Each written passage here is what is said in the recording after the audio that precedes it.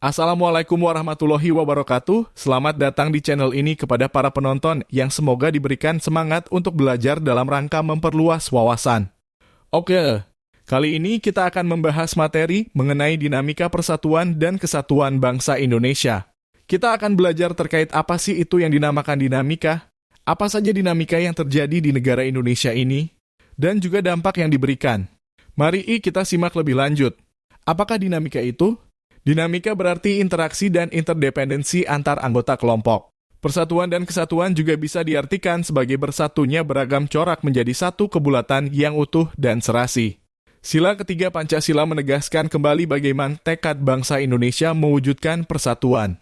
Kemudian dinamika persatuan dan kesatuan bangsa Indonesia adalah upaya menjaga dan mempertahankan NKRI dari hal-hal yang mengancam NKRI.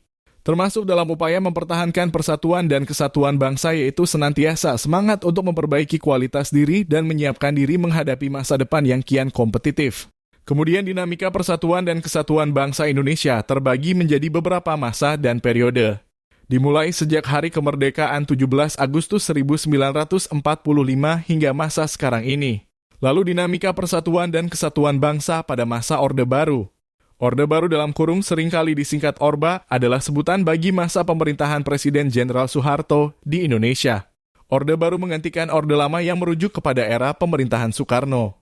Lahirnya Orde Baru diawali dengan dikeluarkannya Surat Perintah 11 Maret 1966.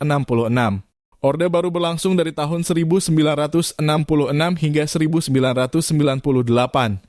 Banyak peristiwa ataupun tragedi yang terjadi pada masa ini seperti contoh pembantaian PKI 1966, Super Semar, peristiwa Malari, kerusuhan Mei 1998, kejatuhan Presiden Soeharto. Di antara berikut kita akan bahas dan mengulik sedikit mengenai tragedi Malari. Peristiwa Malari atau yang dikenal sebagai Malapetaka 15 Januari.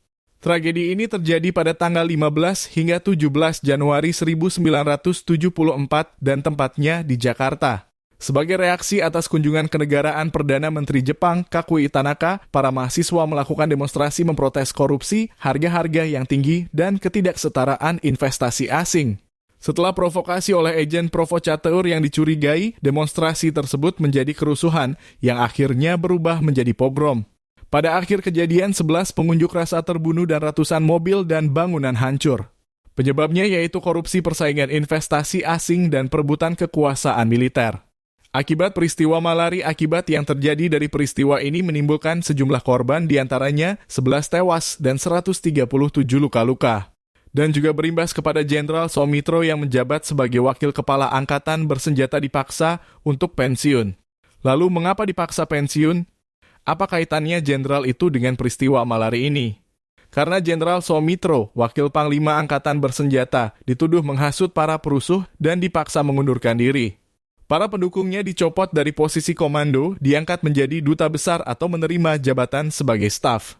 Langkah ini didukung oleh dokumen Ramadi yang diserahkan kepada Presiden Soeharto oleh Jenderal Ali Murtopo, saingan Soemitro. Dokumen tersebut mengisyaratkan bahwa seorang jenderal berinisial S akan melakukan kudeta antara bulan April dan Juni 1974. Setelah peristiwa Malari, Orde Baru menjadi lebih represif dan lebih cepat bertindak ketika warga negara mengekspresikan perbedaan pendapat termasuk melalui demonstrasi dan media, meninggalkan kemitraan rapuh yang pernah mereka miliki. 12 surat kabar dan majalah dicabut izin terbitnya, termasuk Indonesia Raya. Wartawan seperti Mohtar Lubis ditahan tanpa proses pengadilan. Wartawan yang melanggar mulai dimasukkan ke dalam daftar hitam, kehilangan hampir semua kesempatan kerja. Dalam waktu seminggu setelah peristiwa Malari, Orde Baru mengajukan paket peraturan yang dimaksudkan untuk mempromosikan kepentingan ekonomi orang Indonesia asli. Rencana tersebut, yang mengamanatkan kemitraan antara investor asing dan penduduk asli Indonesia serta penggunaan Bursa Efek Indonesia yang direncanakan, dan mengharuskan calon investor untuk menyerahkan rencana kepemilikan mayoritas penduduk asli Indonesia di masa depan. Diterima dengan baik oleh masyarakat dan membungkam para pengkritik. Namun, pada praktiknya, hal ini tidak dilaksanakan secara ketat. ASPRI secara resmi dibubarkan. Namun, mantan ASPRI Ali Murtopo kemudian dipromosikan menjadi Kepala Badan Intelijen Negara dan mereka semua tetap bertahan sebagai penasihat. Dalam kesimpulan yang diambil dari peristiwa bersejarah Malari tersebut ialah menjadikan kita sebagai warga negara Indonesia yang baik diharapkan dapat berpikir dan bertindak lebih bijak untuk menuntut rezim yang merugikan bangsa ini.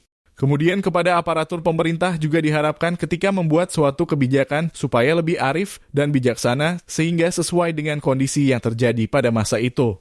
Serta kepada berbagai pihak jurnalis atau wartawan dapat membuat berita yang akurat dan tidak memperdaya publik atau dalam artian membuat kebohongan.